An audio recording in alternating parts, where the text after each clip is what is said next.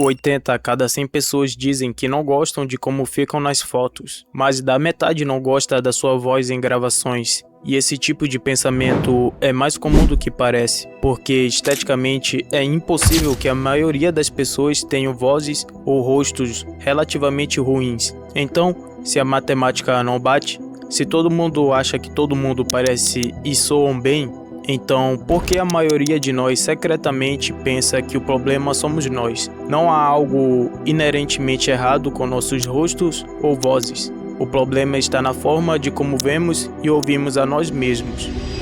Você provavelmente não se lembra disso, mas quando tinha por volta de 5 anos, você provavelmente não se importava muito com a sua aparência ou com a sua voz, certo?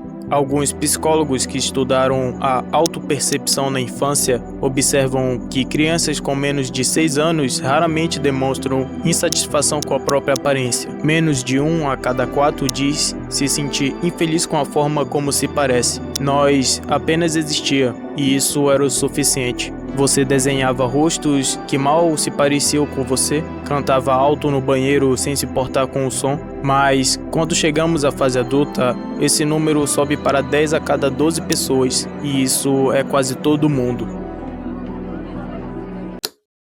Ah, porque minha vida é uma merda, meu irmão. Tu não tem filho, pô. Já parou pra pensar nessa porra? Tu não tem filho? Tu pode ir no mercado comprar o que você quiser. Não precisa ficar se preocupando com leite de criança. Não precisa ficar se preocupando em pagar pensão, senão tu vai ser preso. Tu não precisa trabalhar por obrigação, que você só depende de você, viado. Se você não trabalhar, quem fica fudido é você. Tem outra vida. Não tem outra vida pra você ter que cuidar. A vida é muito bela, mano. E você fica reclamando da vida, mano. Em algum momento entre a infância e a vida adulta, aprendemos a olhar para nós, e não de uma forma gentil, porque parte dessa mudança vem da biologia e outra parte vem da cultura. Conforme as crianças crescem, o córtex pré-frontal do cérebro se desenvolve. É a parte responsável pela autoconsciência e pela comparação social. Começamos a nos reconhecer como alguém que é visto por outras pessoas, e quando essa consciência desperta, ela raramente desliga. Mais ou menos na mesma idade, os centros de recompensa do cérebro tornam-se hipersensíveis à aprovação e à rejeição. Então, cada olhar, cada som, cada reação, de repente passa a importar. E isso muitas das vezes parece desagradável, porque quando você ouve a própria voz, você não ouve exatamente o que todo mundo ouve. O som chega aos seus ouvidos de duas formas, pelo ar e pelas vibrações do seu crânio, algo que os cientistas chamam de condução óssea.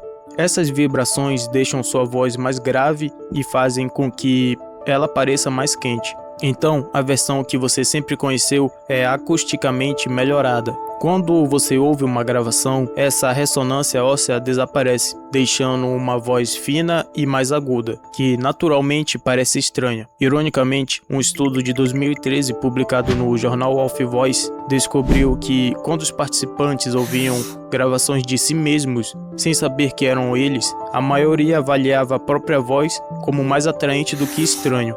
O incômodo só aparece quando percebemos que somos nós. A mesma ilusão acontece com o seu rosto. A imagem no espelho é invertida da esquerda para a direita. A única versão de si mesmo que você realmente aprendeu a reconhecer é uma versão espelhada. Os psicólogos chamam isso de efeito da exposição ao espelho. Quanto mais vemos algo, mais tendemos a gostar daquilo. Em um estudo de 1977, Robert mostrou aos participantes duas fotos deles, uma normal e a outra invertida como no espelho. Eles preferiram a versão espelhada, seus amigos, porém, preferiram a versão normal.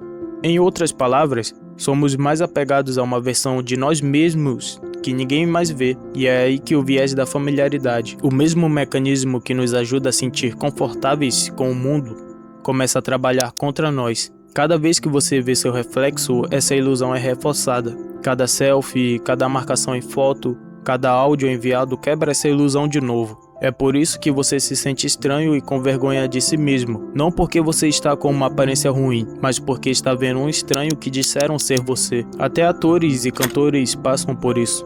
Adele já disse que não suportava ouvir a própria voz gravada, porque ela não soa como ela mesma. Keanu evita assistir seus próprios filmes pelo mesmo motivo. O que estamos rejeitando não é exatamente o som ou imagem de si, é o choque entre o modelo interno de quem pensamos ser e a versão que já existe. Todos nós carregamos um avatar mental de nós mesmos. Como nos movemos, falamos, parecemos e até como os outros devem nos enxergar.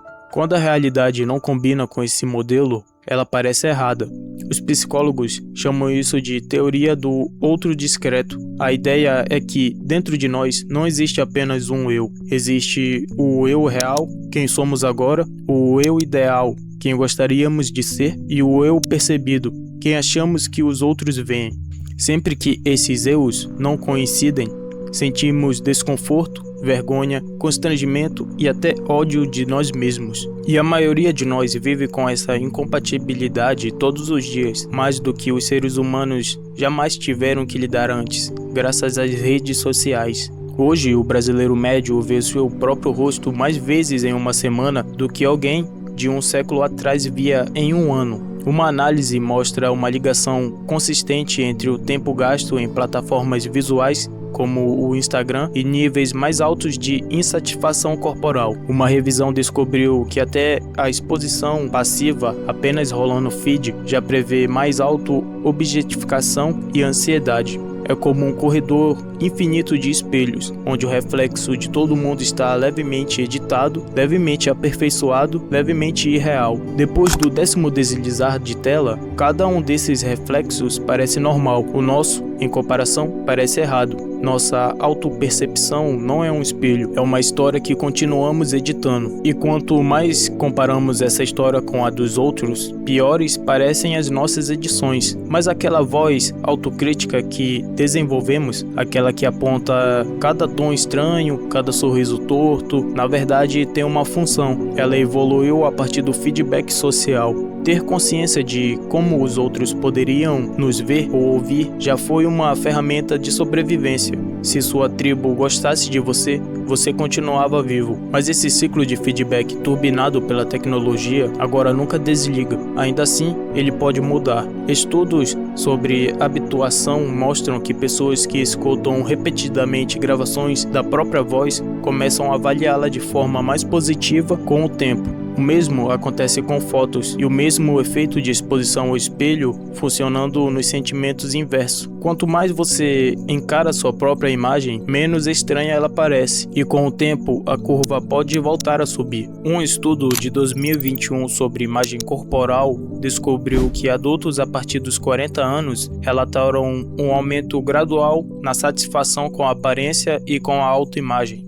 Os psicólogos chamam isso de efeito da maturidade. À medida que o foco em si mesmo dá lugar à experiência, começamos a enxergar nossos corpos menos como declarações e mais como recipientes. Você percebe que seu rosto mudou, sua voz mudou, mas você carregou ambos através de tudo. Desgostos, amizades, tristezas e sucesso. Eles deixam de ser espelhos e passam a ser mapas. A voz que você ouve através dos ossos e do sangue, o reflexo que você viu envelhecer, isso pertence apenas a você.